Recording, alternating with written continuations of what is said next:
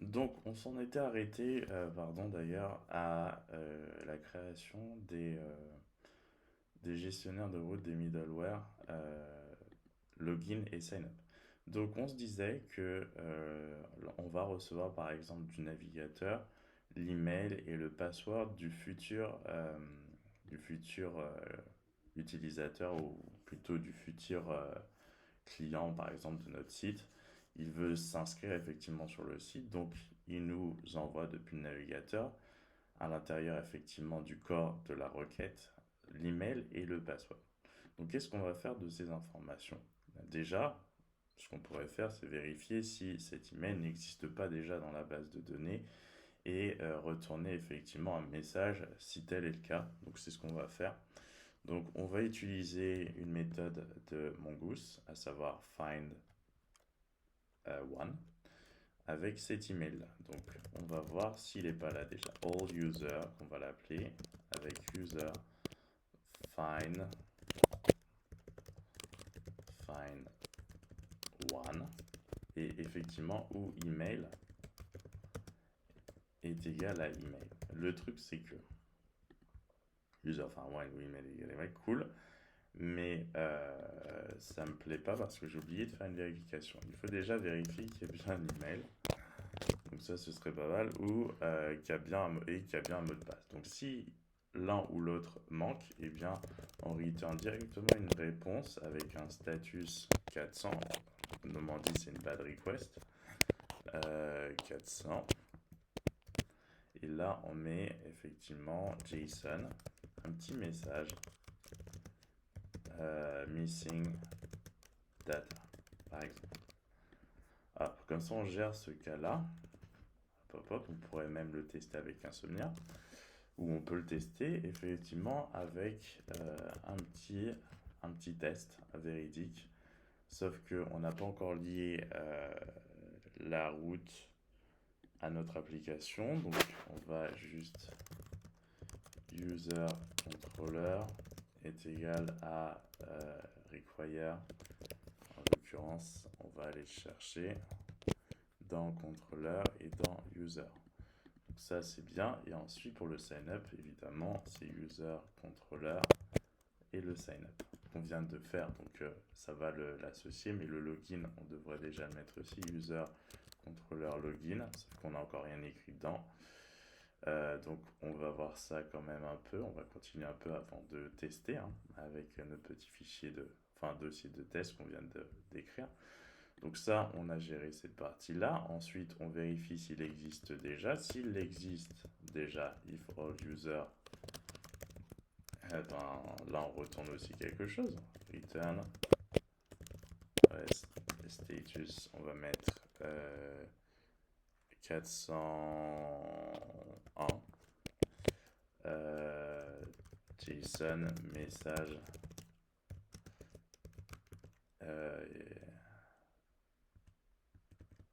On va mettre invalid data pour pas donner trop d'informations. Invalid data ou email. Bon, pour le coup, on va mettre email already in use. Ok, comme ça, pour l'intérêt pédagogique de cette vidéo, on va mettre un message un peu plus clair. Donc ça c'est fait, on a géré ces deux situations-là. D'ailleurs, je me demande si ça fonctionne pas en asynchrone. Donc on va mettre quand même un sync ici, histoire d'être sûr quand même. D'ailleurs, j'aurais pu tout mettre dans un try. Ici d'ailleurs, try. Je vais mettre un petit try et un petit catch. Et un catch. Et si jamais il y a une erreur, au moins je serai au courant avec un console log, mon console trace error. Voilà. Ça c'est fait. Donc si par contre il n'est pas déjà dans notre base de données, eh bien ça c'est cool, on va pouvoir effectivement créer des petites choses. Donc pour le sign up, il faut pas se faire de film, c'est pas bien compliqué, hein. C'est effectivement une requête de type post. On chope effectivement le mail et on fait des petites améliorations. Donc, une fois que le mail, on sait qu'il n'existe pas dans notre base de données, on va effectivement traiter un peu le mot de passe parce qu'on ne va pas le laisser en dur dans notre base de données. Et comment on fait ça? Justement, c'est pour ça que j'ai importé Bcrypt, c'est qu'il va nous servir à hacher ce mot de passe.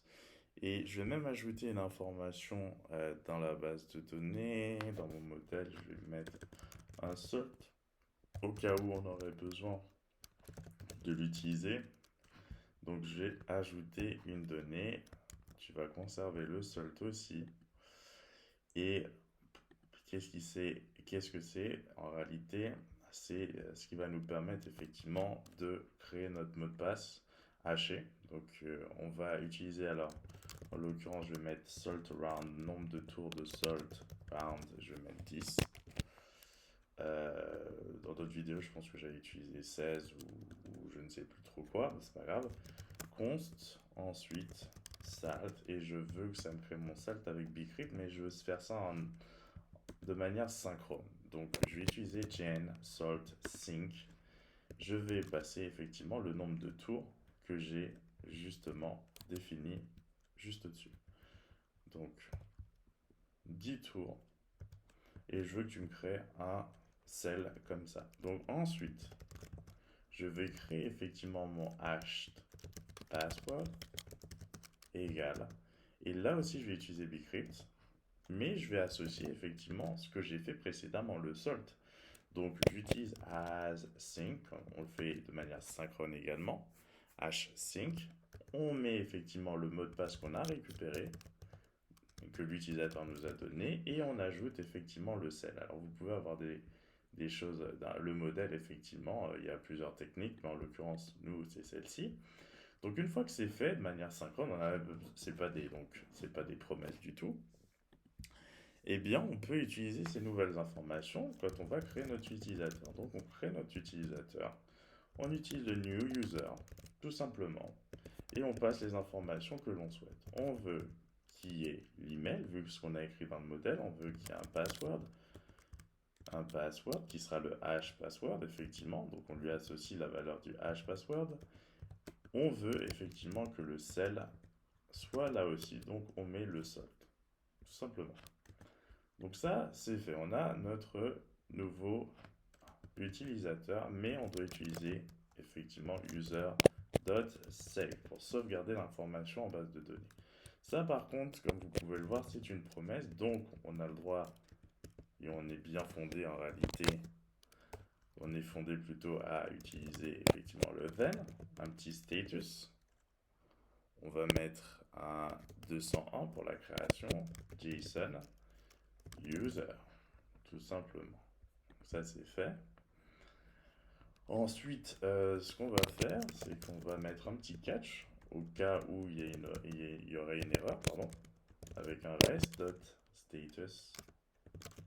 Et là, si c'est une erreur, on va dire que c'est une bad request et JSON R, tout simplement. Donc voilà les étapes de notre petite création d'un utilisateur. Donc le sign up, on récupère les informations, donc getting the user info. Donc on les traite pas encore avec des middleware de validation, etc. On pourrait. Hein. D'ailleurs, je me demande même si dans une prochaine vidéo, je vais pas faire ça. Donc on récupère les informations, on vérifie s'il y a bien un email, checking if there are both an email and a password. Donc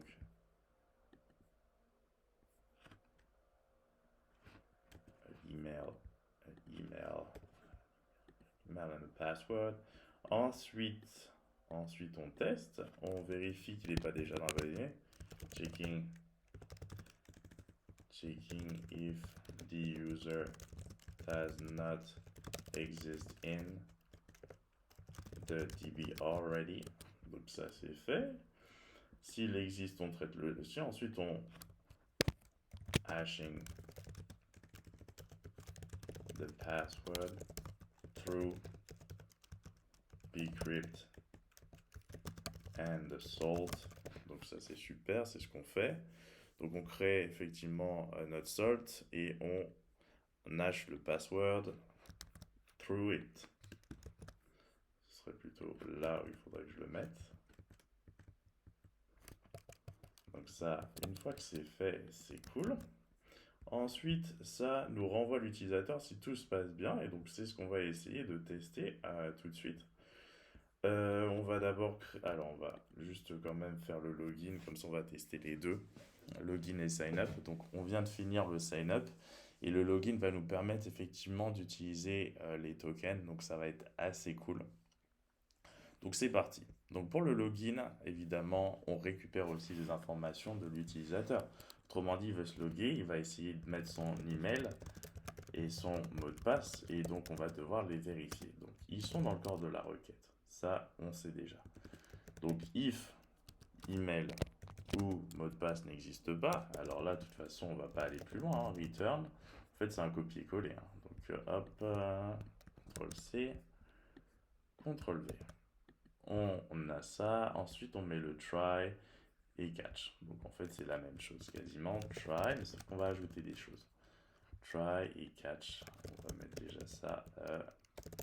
Hop, console. Donc c'est bon. Dans ce try maintenant, ça va un peu différer en ce sens où on veut utiliser les tokens pour authentifier notre utilisateur. Donc ça va être plutôt la nouveauté. Donc qu'est-ce qu'on va faire?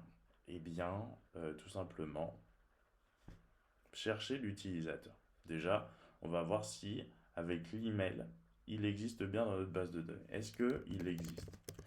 User est égal à await user.find1. On utilise find1. Toujours là, effectivement, email est égal email. Email, seulement l'email. Pas besoin d'utiliser le mot de passe pour l'instant et c'est asynchrone, donc on n'oublie pas le sync. Donc ça, c'est fait. On va voir s'il existe. Donc s'il n'existe pas, hein, déjà on gère le cas où il n'existe pas. On peut faire, je peux me faire un console log no user, mais mieux que ça, on return tout simplement rest.status 404, hein, puisqu'on ne l'a pas trouvé, avec un petit message JSON, message user not found, tout simplement. Et on a géré le cas où l'utilisateur, il n'existe pas dans notre base de données, donc qui veut s'inscrire finalement. Après ça, s'il existe, et bien là, on va effectivement faire des petites choses. On va comparer le mot de passe qu'il nous a donné au mot de passe qui existe dans la base de données avec cet user. Donc, on utilise bcrypt évidemment, puisque c'est bcrypt qui nous a permis de faire le hachage et on utilise la méthode compare. Donc, vous avez aussi des informations sur la méthode, comment l'utiliser. Il n'y a pas de souci. Vous avez tout. Voilà, vous avez tout. Donc c'est parfait. Nous, on va utiliser donc compare. Ensuite, premier argument, c'est le mot de passe que notre utilisateur nous amène. Et deuxième, c'est le mot de passe qui est dans notre base de données. Donc j'ai mis le salt dans notre base de données au cas où on en aurait besoin pour décoder le mot de passe. Mais finalement, il y a déjà bcrypt compare qui fait le job sans qu'on ait besoin d'utiliser le cell qui nous a servi à le créer au tout début. Donc là, ça met qu'il y a un petit truc. Oui, c'est normal, c'est parce que j'ai encore rien mis. Donc ensuite, then. Alors là, on va vérifier la validité. Donc la réponse, finalement, si elle est positive, ça veut dire que tout s'est bien passé. Si elle est négative, ça veut dire qu'il y a un problème. Donc on va gérer le cas de la négativité. Autrement dit, il y a une défaillance ou en ce sens où ce n'est pas le bon mot de passe. Quelqu'un essaie de rentrer dans la session de notre utilisateur, mais en mettant le mot de passe qui n'est pas le bon. Donc je vais mettre invalide data tout simplement. Hop. Et par contre, si tout se passe bien, et bien là on passe à l'utilisation du web token. Donc je vais retourner une réponse avec un status évidemment de 200 puisque tout s'est bien passé. 200 et effectivement là notre JSON va être un peu plus important que d'habitude. Donc là ce qu'on va mettre, alors vous pouvez mettre un message si vous voulez un user found etc, mais on va y aller un peu plus vite. On va mettre user ID déjà. J'ai envie de stocker l'ID de mon utilisateur. Donc, je vais mettre user ID de point user.id. Tout simplement. Donc ça, c'est stocké dans la réponse. Et maintenant, dans le token, je veux le stocker aussi. Dans le token, et en tout cas dans la signature du JSON Web Token. C'est-à-dire que ça va être l'information qui va être d'une certaine façon cachée à l'intérieur de mon token. Donc, si on cache une information, on va passer plusieurs arguments. Donc, premier argument, donc on va mettre dedans user ID. Vous auriez pu cacher plus d'informations. C'est pour ça que vous voyez que j'utilise un objet en premier argument. C'est parce que là, on va mettre que user ID, mais on aurait pu mettre beaucoup d'autres choses. Donc, user underscore ID. C'est fait. Donc ça, c'est la première chose. Ensuite, je vais utiliser une petite clé. Donc je vais en créer une. Je vais l'appeler private.key. Et je vais utiliser, alors évidemment, normalement, c'est, alors je vais voir si je peux faire mon lorem, pas du tout. C'est pas grave, on va dire que c'est la phrase que j'utilise. Et il était une fois. Évidemment, elle est super courte, c'est absolument pas à faire, hein. Normalement, c'est un truc randomisé. Mais qu'importe, là, c'est pour il était une fois dans l'Ouest. J'aime bien l'utiliser. Ne me demandez pas pourquoi. Il était une fois dans l'Ouest, donc ça c'est fait. Et là, ça va donc être ce que je vais utiliser. Donc, je vais importer le fichier. En tout cas, je vais importer le contenu du fichier dans. J'ai une variable private key. Donc, j'ai besoin d'utiliser effectivement const fs est égal à require fs. J'ai besoin d'utiliser ça. Et donc, c'est parti. C'est parti. Donc tout ça pour vous dire que ça va nous permettre d'utiliser le file system, donc fs.readFileSync. Je le fais de manière asynchrone, alors j'ai pas besoin d'utiliser ça. C'est rechercher la chose à la racine, donc je vais juste mettre private key et je vais mettre effectivement l'encodage en UTF-8. Donc private key, c'est fait. Donc ça contient effectivement le contenu que vous avez vu ici. Il était une fois dans l'Ouest. Ensuite, ce que je fais, c'est que justement, je mets que c'est ça qui va nous permettre de décoder l'information qui sera dans le token. Donc, private key, je l'ai mise ici. Et je mets une date d'expiration pour le token expires in. Et puis, je mets un truc comme 24 heures. Tout simplement. Donc, une fois qu'on a effectivement créé notre token, en mettant effectivement l'information qu'on veut cacher, la façon effectivement de la décoder et le temps de viabilité du token, la date d'expiration si vous préférez, et bien maintenant on est bon. On est tout simplement bon, on a terminé et donc on va pouvoir voir si on peut faire une insertion. Donc login c'est fait, on peut diminuer ça, sign up c'est fait, on peut diminuer ça. On va donc tester nos petites choses avant d'utiliser le testing à proprement dit. Donc, on va utiliser Insomnia pour créer un utilisateur dans notre base de données. Alors, si on regarde notre base de données pour l'instant, hop, donc il n'y a rien, justement. Donc, on va essayer de créer ça. Donc, http localhost 2.3001 / et là, je pense que j'ai pas lié ça encore à mon app concrètement, donc il va avoir un petit problème. Il faut que je lui fasse connaître les routes que j'ai créées. Donc, je vais les appeler user route est égal à require et je vais mettre ça comme ça là. Je vais mettre ça user routes, elles sont où mes routes? Elles sont là et user. Hop, donc ensuite là, je mets app.use. Et là, en l'occurrence, je vais mettre un petit truc en plus, API, où j'aurais même pu effectivement mettre tout ça, un truc comme ça, hop, et mettre user route, généralement je mets une majuscule. Et donc, vu que j'ai écrit ça comme ça, je vais juste faire un petit changement dans mes routes. On n'aura plus besoin de mettre user. Si à chaque fois c'est lié à ça, je vais mettre juste sign up et login. Parce que j'ai mis déjà le préfixe de l'autre côté. Donc, API/v1/users. Ça va continuer avec /login ou /sign up. Donc, ça, c'est nickel. Donc, une fois que c'est fait, on regarde s'il n'y a pas un petit problème. Donc, tout fonctionne toujours aussi bien. Et donc, on continue. Donc, on vient de dire que ça va être /API, /v1, /users, /signup pour la création. Signup. Donc, je passe des informations. Je mets un email, par exemple, boris@gmail.com, parce que c'est ce que ça attend. Un email et un password. Je vais mettre Patricia, par exemple. Hop, un truc comme ça. Donc, on regarde bien, et c'est du post, localhost 3001 API v1 user signup, et on essaie de voir si ça passe. Et comme vous pouvez le voir, ça passe parfaitement. On récupère toutes les informations qui sont maintenant stockées dans notre base de données. On fait actualiser. Et vous allez voir que dans la base de données test, maintenant, il y a effectivement une collection user avec ces mêmes informations qui nous ont été retournées effectivement directement. Donc on a l'email, on a le mot de passe, vous ne le reconnaissez pas, hein, mais c'est une chaîne de caractères. On a le salt qui a permis de créer ce mot de passe. Lui, par contre, vous pouvez le récupérer ici, hein. C'est le début. Et l'ID, effectivement, de notre utilisateur en base de données, created at, updated at, c'est fait de façon automatique. Donc voilà, c'est plutôt cool pour nous. On a ces informations.